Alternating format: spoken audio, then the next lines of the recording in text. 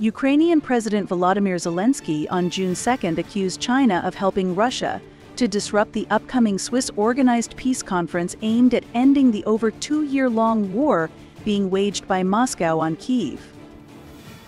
На жаль, користуючись впливом Китаю на регіон,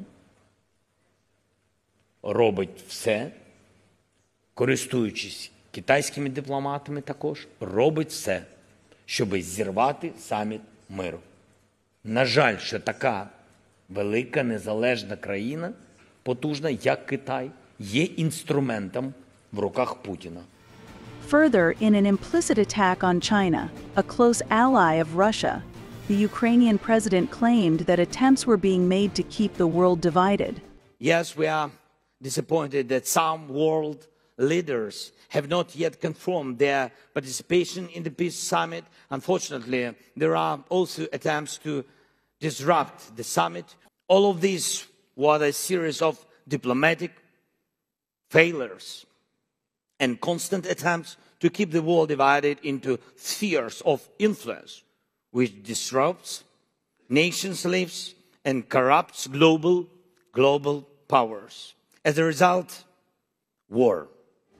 The attack came as Zelensky appealed to the leaders of Asian countries, most of whom haven't explicitly backed Kyiv in the war with Russia, to take part in the peace summit.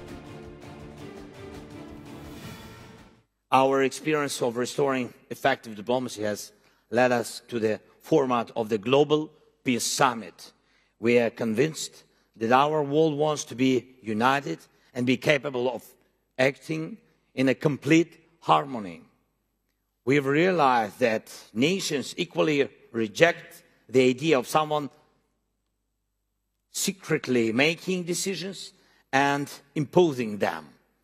What is needed is open and inclusive dialogue. After arriving in Singapore on June 1st, Zelensky met with Indonesian President-elect Prabowo Subianto for about 90 minutes. During the meeting, Zelensky expressed hope for Indonesia's participation at the highest level.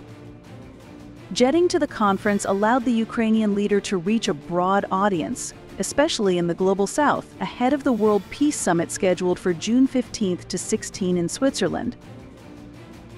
The summit, to which Russia has yet to be invited, is said to be focused on nuclear security, food security, and humanitarian issues concerning Ukraine. Zelensky has been seeking to persuade more of the emerging countries of the Global South to attend, including China, which has declined, while 106 countries have confirmed their participation. Many Asian countries have called for ceasing hostilities in Ukraine. While Singapore and Indonesia were quick to condemn Russia's invasion, South Korea, Taiwan, and Japan have imposed their own sanctions against Moscow.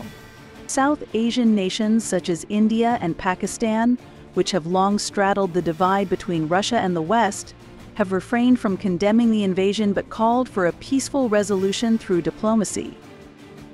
Meanwhile, the biggest Asian economy, China, has stood by Russia despite heavy Western criticism, while proposing a 12-point peace proposal to end the war. The latest appeal by Zelensky came at a critical moment in the war, as Russian forces made significant gains in recent weeks on the battlefront and were closing in on Ukraine's second-largest city, Kharkiv. The Ukrainian president's Asia pivot comes at a time when he has expressed frustration over the curbs placed by Kyiv's Western allies on the use of weapons supplied to it by them. Since the renewed Russian assault began last month, Ukraine has called on the US and Europe to allow strikes on Russian territory with Western weapons.